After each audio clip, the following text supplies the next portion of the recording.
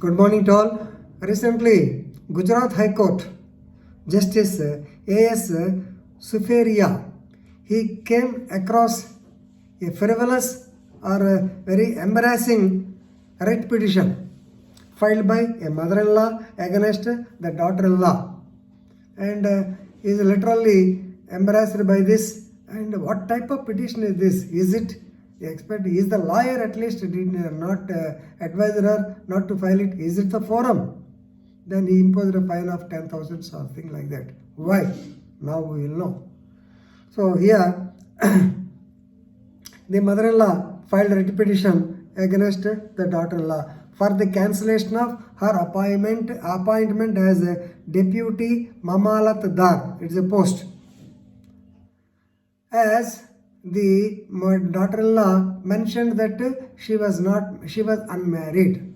Actually, mother-in-law, as per mother-in-law, the daughter-in-law was married to her son in 2014, and divorce proceedings are pending since 2016. In 2019, she got appointment, and she says that she is unmarried. So since she has not brought the facts before the appointing authority correctly, so her appointment should be cancelled.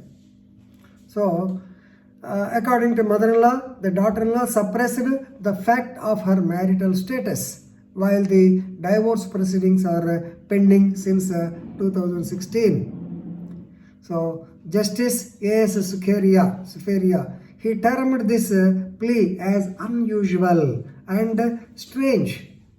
The court lashed out at the advocate also for not giving proper advice to approach the concerned forum for the redressal instead of approaching the High Court. If she has done anything mischief, she has to inform the concerned authority for taking disciplinary action for this, but not this way. So her name is mother-in-law. Her name is Dahiben Barad. She filed a petition before her daughter-in-law Sakshi for cancellation of the so-called post of deputy Mamalatdar. Right? Justice Suferia stated, how is this writ petition maintainable? So by mother-in-law, at least as an advocate, is it not your duty to advise your client in a proper way?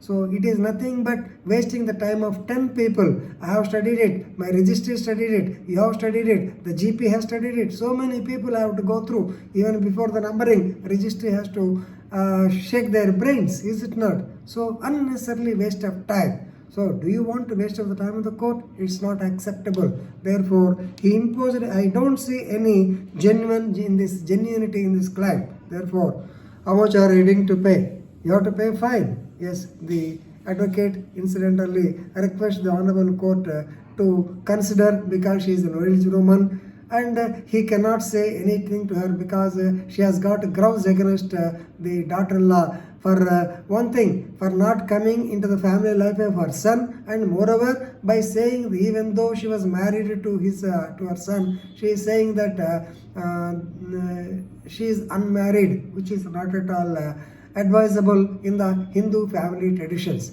But please remember, whenever we file an application, when you have to fill up an application, there are so many columns. So whether you are married or single, whether any cases are pending against you or not, whether there are any civil cases, all these things will be asked in the form of affidavit or annexure. No doubt, if you furnish the correct details, it is accepted. If you don't furnish the details, definitely the departmental proceedings will be held. Departmental action can be taken. There are certain people who produce the fake documents and then get the job. Then an inquiry should be conducted. If necessary, police report has to be given. So that is a tribunal duty of the tribunal, not the High Court. So the writ petition is not at all maintainable. So as advocates, please remember, don't do such things. So you should not become the mouthpiece of your client. You must advise her what is legal, what is illegal, which can be brought to the notice of the court, which should not be brought to the notice of the court. These things definitely you have to inform your clients, otherwise you will become a laughing stock before the judge. The judge asked the advocate, So did you not advise her? It is not your duty to advise her. He said, no, whatever the woman is telling, we have to file a case, therefore we filed a case. It's not correct. So please remember, even I told you in the professional ethics also, don't become the mouthpiece of the client. You have to judge what is legal, what is illegal, which has to be brought to be notice of the court and which should not be. Please remember this. This is an eye-opener for the advocates. Thank you very much.